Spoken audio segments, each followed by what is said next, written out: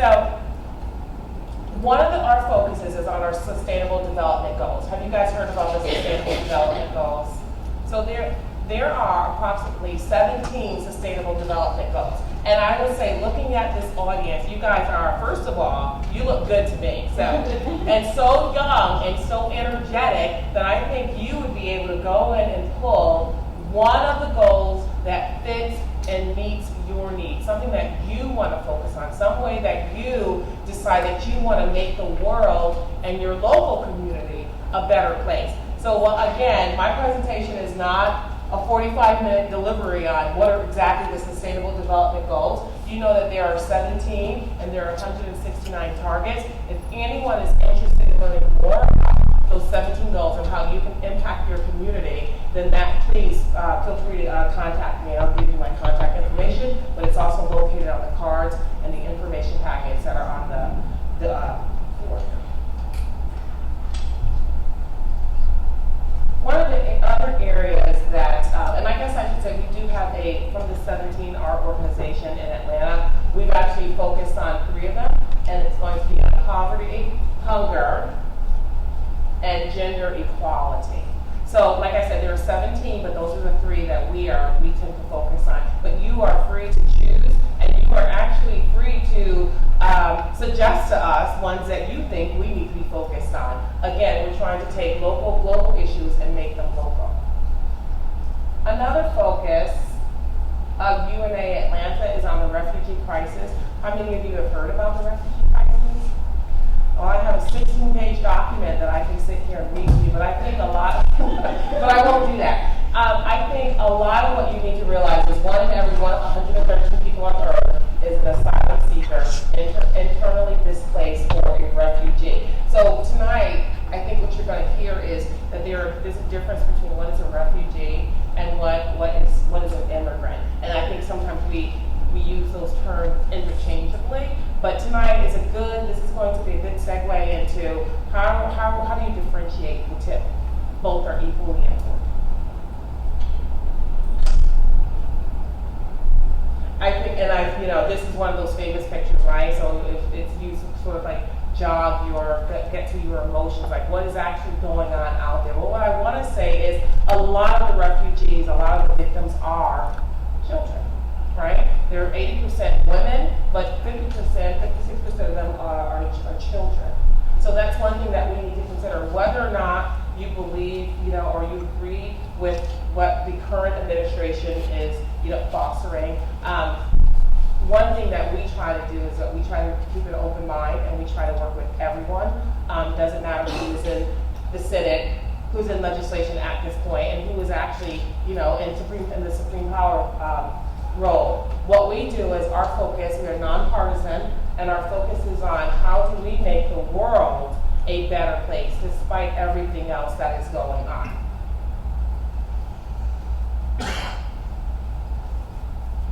One of our initiatives it's actually one of our biggest initiatives actually, for the refugee crisis is we are doing a program called Adopt a Backpack. And I'm not going to sit here and ask anyone for a donation. I'm not going to, I just want to let you know that there are lots of displaced children. There are lots of children who are living in refugee camps, and education is a big focus for them. And we are afraid that there's a whole generation that's going to be lost. So if there's anyone interested in learning about, and I know you guys are a globalization program, if you're interested in how you can help some of the global camps that we have, but there are also local communities here in Georgia that we supply backpacks to.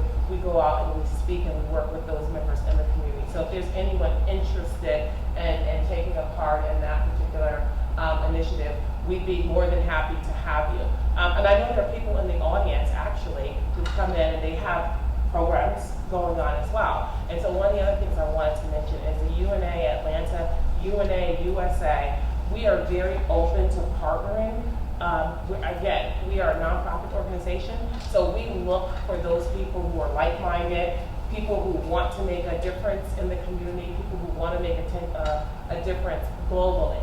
Okay? So, tonight, without further ado, I told you I wasn't going to talk long. We actually have partnered quickly with some very powerful and courageous youth in our community, people who are not much older than you guys in the audience.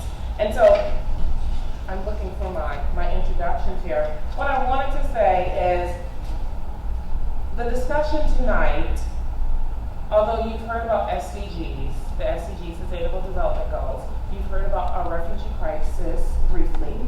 The conversation that I want us to focus on tonight is what's going on locally, what's going on in our communities. And I'll be honest with you, because a lot of times with UNA, USA, UNA Atlanta, we've been so focused globally on what's happening outside the US, we tended to not truly focus on what's happening right here in our community. And I'm pretty sure you guys, some of you may watch the news, I don't know. And you've heard about, some of the executive orders coming down. You've heard about what's happening with our undocumented immigrants. I was very fortunate to meet and to be a part of an organization right here in Cobb County, East Cobb, actually, that has decided and chose to somehow focus or select this part, this issue as one of the issues that they're choosing to bring awareness to. So tonight we actually have we started with four wonderful young people who come tonight to come share a little bit of what they know, or actually their personal experiences with what is going on with immigration, and how they are facing the challenges on a daily basis and what they're doing and actually what you can do about it. So the first person I want to introduce is Virginia Fuentes. Yes? And my name is Trinita. So and I wanted to say, so I asked him, I said, please send me an introduction, please send me your bio. But I want to say that Ms. Fuentes is a dreamer. And I'm sure she can't wait to explain to you what that term means. When I think about a dreamer, one of my favorite books is called Maggie's American Dream. And Maggie's American Dream was written by a Yale professor whose mom had a dream for his future. And and his mom was a service worker. She was a housekeeper. And what she would do is she would go into the different homes that she worked in, and she would learn and observe and bring back everything that she saw from the homes that she worked in, and she tried to implement or implant some of those ideas regarding education into her children. So although Professor Comer's mom was a housekeeper, he ended up she had a dream for him, and the dream was for all of her children to become educated, and he actually became one of Yale's most profound professors in education in New Haven, Connecticut, which is actually where I'm from. So, without further ado, I'd like to introduce Ms. Fuentes, who is a dreamer, and I will let her go into her definition of what that actually means, because I have my definition, and I'm sure you guys have your definition as well. And then from that point on, we're going to have a panel discussion where folks will talk about current issues and how it impacts them, and then we'll open it up for questions and answers and so on and so forth. But before I get off the stage or the mic, I did want to say that we actually have a very special guest with us tonight. Her name is Carmen Melendez, and she is. Would you stand up, Carmen, please? Carmen is very special to East Cobb at this point. She is the ECC PTA chair of diversity, unless they changed the name. So I thought, and I received lots of emails from Carmen. But I wanted to say that this is something that is growing in East Cobb. This is something where people are really showing an interest. I think you were just in the East Cobb? Yes, I'm the chair for diversity and inclusion for East Cobb PTA, and we're in the process of organizing a group, probably like a Facebook group, to get together all people that has an interest in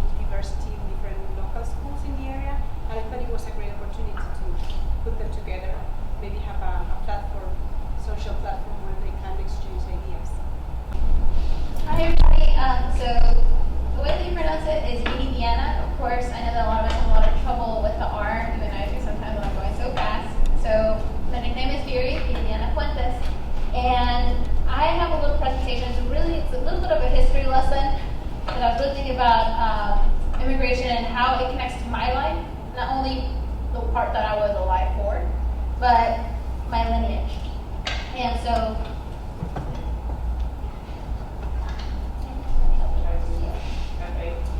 FA. My presentation is, where is the line? If I had to count how many times I've been asked, why don't you just get in line? Why don't you just fill out the paperwork? Do you like being undocumented, or do you like being illegal? I don't like being undocumented. It's not a choice. There is what we kind of want to explain in this PowerPoint is that currently there is no line. I guess that's our biggest issue at the moment. There is nowhere where I can sign up for citizenship. There is no application that is given to me due to merit, due to time, due to opportunity at the moment. So, wanted to start off with a basic definition. It's immigration. To enter and usually become established, especially to come into a country of which one is not a native or one has permanent residence of. So who here thinks that they know an immigrant? Who knows an immigrant? Good. One of my greatest, the way that I try to go into any argument, anyone tries to get an argument with me, I get very emotional in these sort of things because I am human. In 1948, the UN established the Universal Declaration of Human Rights. Because you are a human, you were given a human right. You are allowed to live, to be protected from harm, to be protected from disease, to have food, to drink, to have the minimum,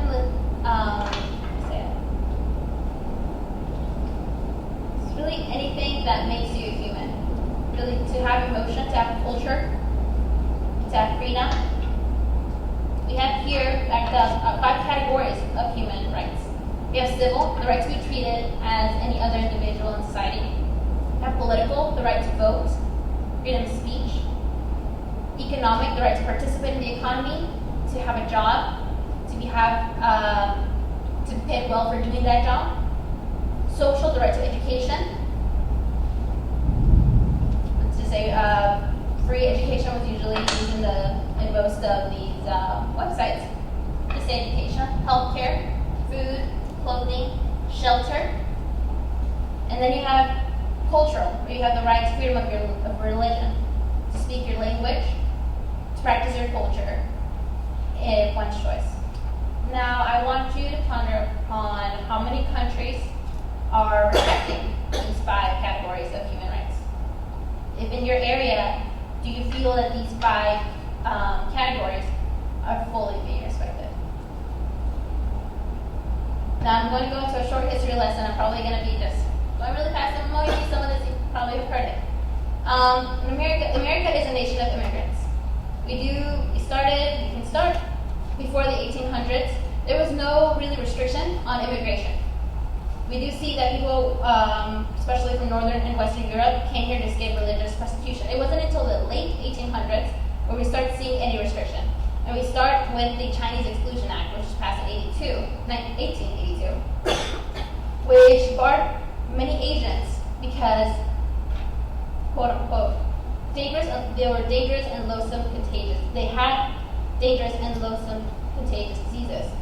There were labels that I read that were everyone was a prostitute, they were criminals, and if this is sounding familiar, it does. So there we see one of the first ones. We see that in about 1920 we had about 25 million European immigrants, and only about 1% of those did not enter the U.S. So that's when we start seeing, say, a quota, which goes on to my second part. In the 1921-1942, they started giving out different quotas in which only some races or nationalities were allowed to come in at a certain point, a certain amount. And some countries that did not have numbers, like Canada, Mexico, and the Western Hemisphere, as well as Southern America, they didn't have an exact number, so there was no expectation. So they could limit the amounts even more than others. And for the first time, that's where we started seeing that immigrants had to have some sort of visa before coming here. We hear a lot about, my friend was telling me about how her, I think it was her great-great-grandfather came in through Ellis Island. He had a book bag, no sort of documentation, no ID. They took a little medical test. Here you go, sir, you're welcome to America. And after that, we started seeing, after the 20s, we started seeing some sort of documentation was needed before. Don't know exactly, there was many requirements, but when you think about it, a lot of our ancestors would not have met the requirements that were needed to enter the U.S. at that time.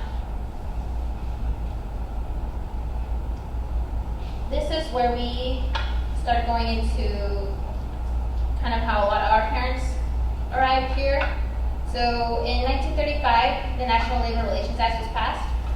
So overall, it gives a bit more right to employees, employers to encourage collective bargaining. So it's a lot of unions, mostly when they were given the right to get together to go against the costs, especially when it has to do with labor.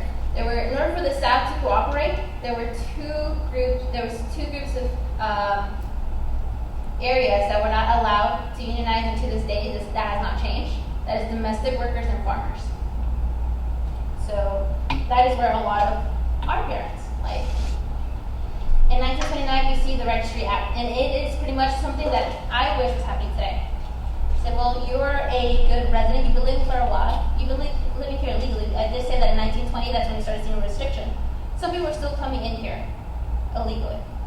And so, they're like, you've lived here for a while, you have no criminal record, you've shown that you want to be a good American, no matter where you come from. Pay a $20 fine, and you can become a citizen. And you can see that about 12,000 Americans benefited from this, 80% of them being European and Canadian. Again, think about your lineage and how many of us have benefited from that act. This one connects to me specifically, the Bracero program. In the 1940s, we see that World War II was going on. Men were out in the war. The women were put out into the work fields. And now our farms are empty. Who is going to grow our crops?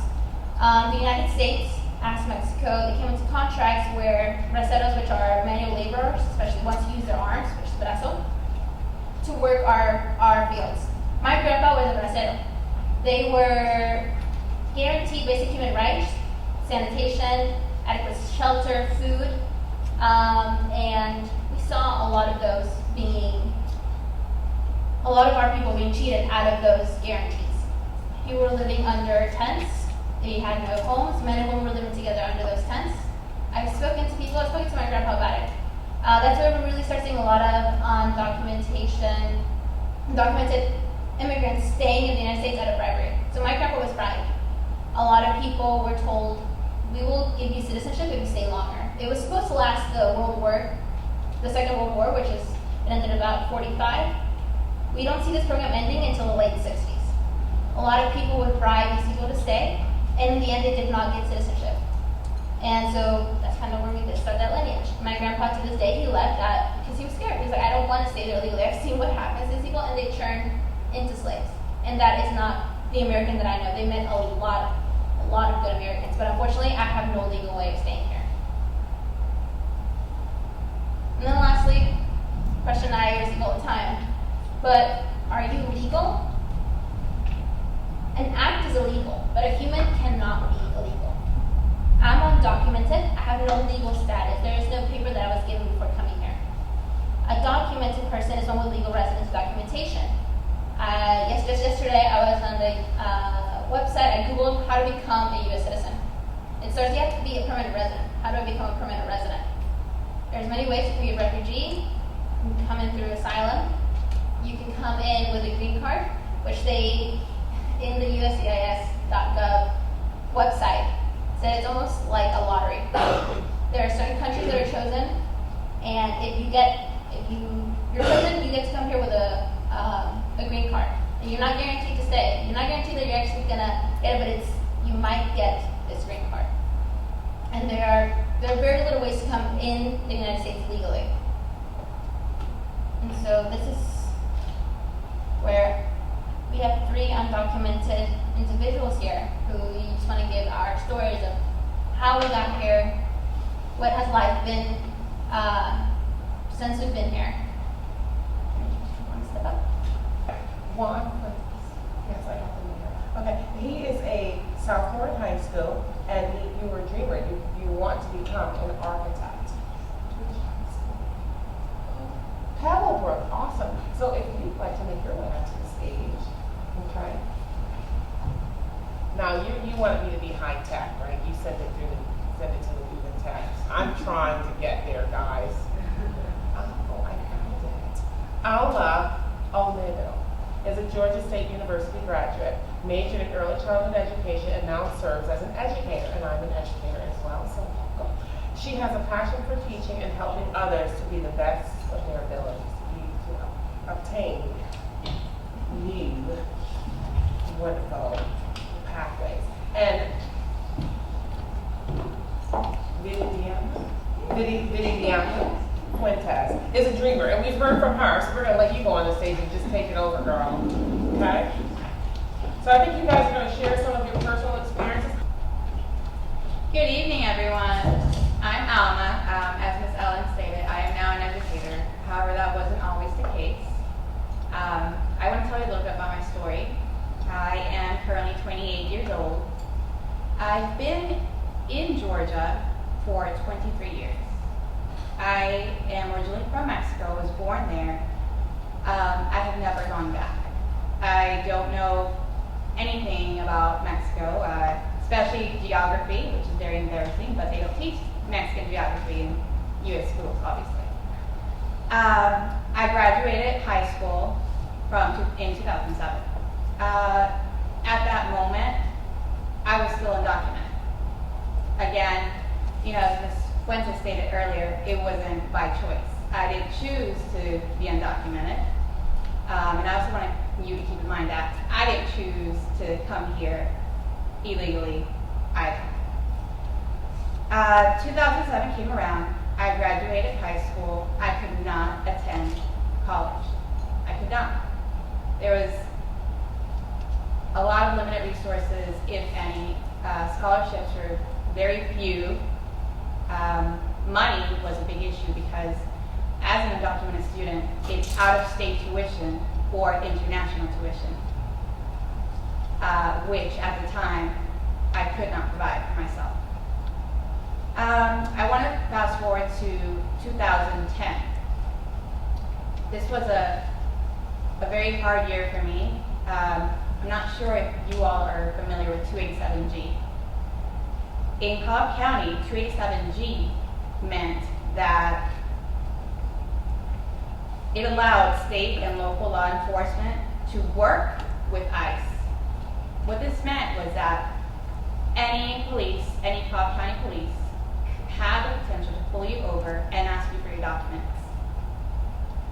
Now, they had to have a reason to pull you over.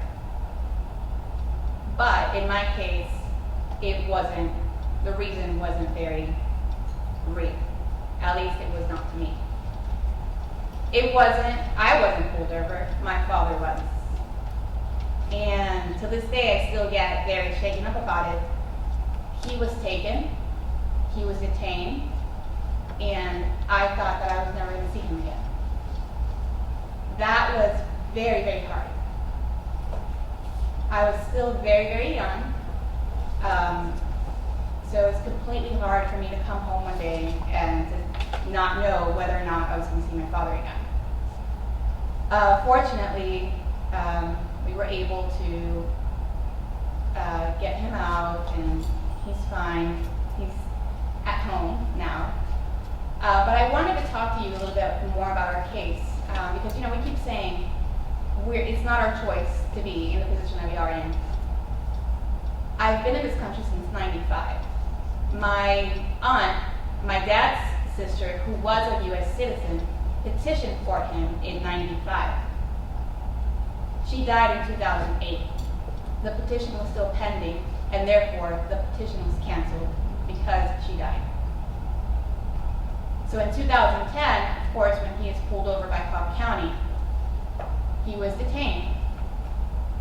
And like I said, we were able to pull out of that, lots of lawyers, lots of money. Now he has a legal standing. It took a lot of work. It's very temporary until the case is closed. So at any given moment, a judge could decide, well, you're not good enough to be in the country, so we will send you back. We are still waiting on that response. As for me, in 2012, in June of 2012, Obama announced DACA. DACA is an acronym for Deferred Action for Childhood Arrivals, which is what I am. It gave me legal status. It enabled me not only to work legally, but also to go to school. That is when I started attending school. However, tuition did not change. I still had to pay out-of-state tuition. There were no loans. There were no scholarships. I graduated this past May of 2016. Everything that, all the money was from my hard work in my pocket. And a lot of times I hear, that as an undocumented person, I'm taking advantage. No, everything that when I went to school, I paid for it, and it was out-of-state tuition. And now I can proudly sit here and tell you that I am working as an educator.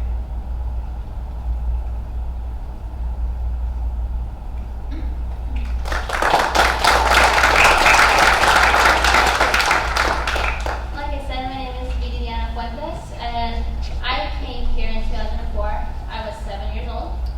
I barely noticed that I was coming here. We used to travel a lot in Mexico, so it was just me getting on a bus, and then I noticed that I was in a different place. The word dreamer is what we associate with DACA. That is what we call ourselves when you do have DACA. When I was a kid, that was not the case. I didn't really notice that I was undocumented until I got much older. I just noticed that I was going to school at first. I don't remember how I learned the language. It was less than a year that it came to me. When you're a kid, it does. And it wasn't until I remember one of my faintest memories where I became scared. I remember I was in 5th grade. It was during a break that we had to stay home, so the kids were home. This little one was about like 5 or 6, and so he was actually sent with someone to someone's house to babysit him. I was about 10, my other brother was about 8, and so they were like, you guys, I can't pay for you guys to go to daycare, so if you could just stay home, don't light anything on fire, you're gonna be okay. My parents had to go work. My dad worked in construction, my mom cleans houses. And so I was home, and at that time, somebody chose to try to enter my home. Somebody tried to break in, and I didn't know who to call. I knew that I could call the police. I think that's what should have been done. I was like, I can't do that. I'm going to be deported. Do I want somebody to enter my home, or do I want to go back to a country that I don't really know that much? What if I get sent home and my parents don't? What if my parents get sent home because of me? So I stayed there and I called my neighbor, Mr. James. He pulled out his rifle, came right over, and scared those people. And I'm so grateful for Mr. James. And that's when I knew I was going to be okay. I have friends and family here. Direct family is only my close family, my 2 brothers and a parents. But it wasn't that I got even older where it was, you were told what to do. You had to get all the straight A's. And stuff, you had to do more things. You didn't have to be in the clubs, you had to make the clubs.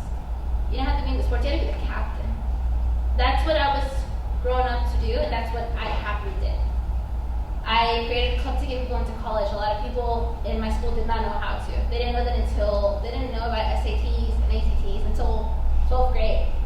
Luckily, I was mentored by my other friends, and so I created a club in 2015 to get people into college. Ironically, I did not end up going to college. I got accepted to the schools I wanted to.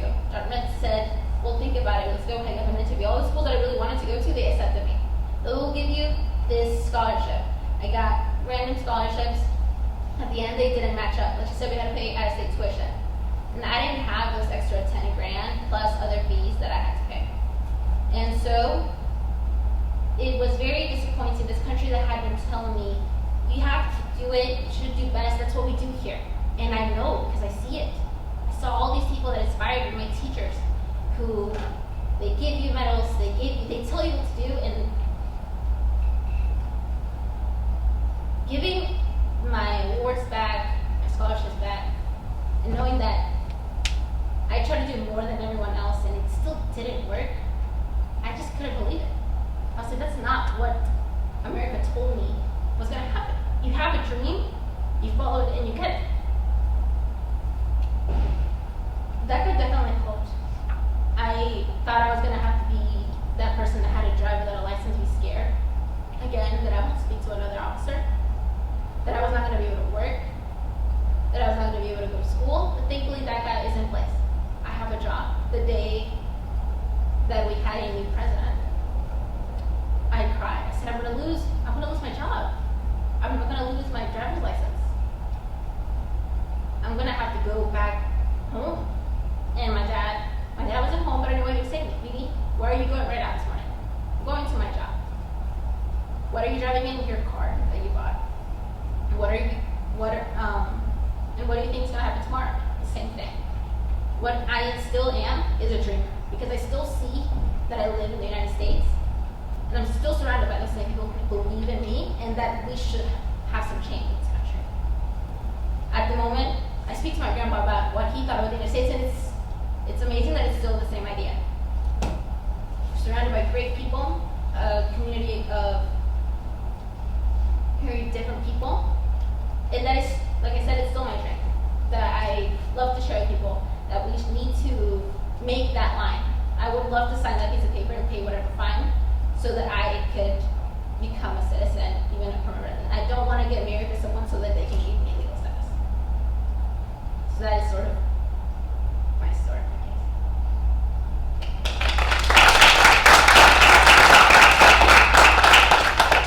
Hello, my name is Juan Fuentes.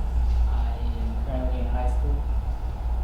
I was born in Mexico in 2001. I came here in 2004 with my sister, my brother, and my mom. My dad was here about 2 years. 2 years. I don't really know the exact story of how I got here. I was 3 years old, wrapped up in a blanket in my mom's arms. Yeah, my mom's arms. And well, I didn't have much knowledge growing up about Mexico. Barely spoke since I would be in school the whole time. The only time I would speak is in my house. And even in my house, I would try to speak English, get away with it. My parents would always get mad at me and like, no, you gotta speak Spanish, practice your Spanish. My dad would always use the example of a man in battle is better if it has 2 weapons than 1. The 2 weapons is having bilingual, being knowledgeable of English and Spanish. And well, I still have trouble practicing at home. I never really talk to my sister in Spanish since time. Once a week, we always speak in English.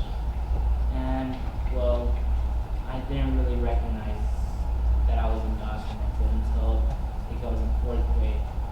My grandma passed away.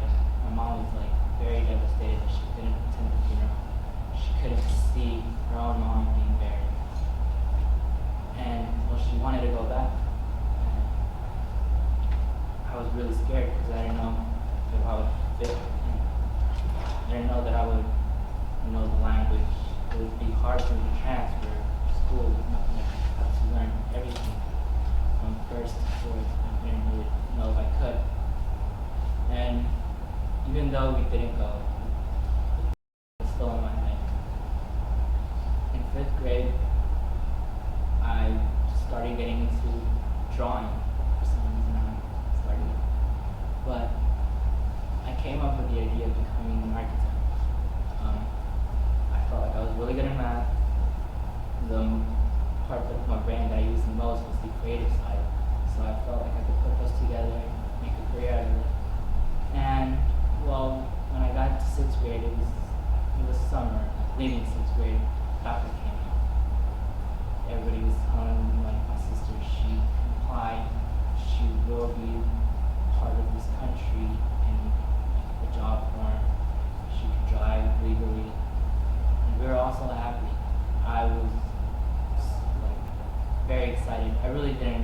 was back then. Didn't know that I really couldn't drive legally. I didn't know about how we could get deported. And then my mom, she was pulled over. She was taken away. She was rolled in a prison, like a It's a small Cobb county, Hall. small jail. So if you were saying Cobb County Jail in Austell, which is a small little town, thankfully that was the case. I didn't know she went. I didn't know she got stopped until probably the next day. She was at home later that day. She was just crying. I asked her why. And she said, I thought I wasn't gonna see you again.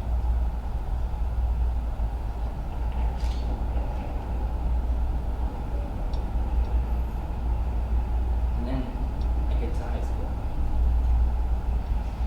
See everyone, just like my friends, they're all ready to like start their future. Many of my friends, they tell me what job, have you gotten your permit yet? I ask them, I tell them, I'm not from here. They don't believe me because for some reason I don't look like it or something. And while I did grow up in the American lifestyle, if it wasn't for my sister and my mom and my dad, I would be away from the Mexican culture. I wouldn't really have the language. I'd have a stronger accent in trying to speak Spanish. And then I just kept going along. And just recently I applied. It was January 17th this year.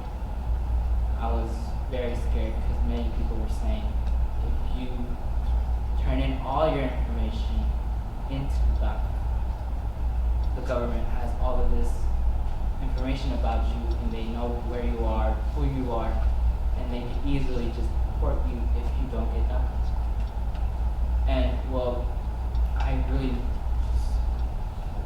wanted to stay strong, I wanted to fight against all of this. So I turned it in, and right now I'm still waiting. I'm hoping to get it. But I see my brother, he just now got a job at the Brave Stadium. He's so excited about this. And my sister tells me that Trump has said that he limits it for 2 years only. So that's 2 years of my life that I'm going to be existing to this country when I've been here for 15 years and just now I get to do this. And it's temporary. It just didn't really make sense of why I was doing it. And then I just didn't know what to do. I was like, should I just continue with this? Should I not? And right now, I'm just trying to stay strong. I want to become an architect. I want to become something in this country. My parents are always telling me, why don't you want to go back? Why can't you just think of the idea of going back? And I never really remember, I don't remember anything in this school. I only have like one memory. At a party at our house, that's it. And I don't know none of my family, like personally. Like probably through phone calls every month, I get to say hi, that's it. It's not a face-to-face interaction with them. And yeah, that's something I would want, but it's kind of hard. And so, yeah. And I just wanted to inform you a little bit on DACA. It's deferred action on childhood arrivals, allows us children who didn't have any choice in coming here. It gives us, like you said, a driver's license, work permit. They allow us to go to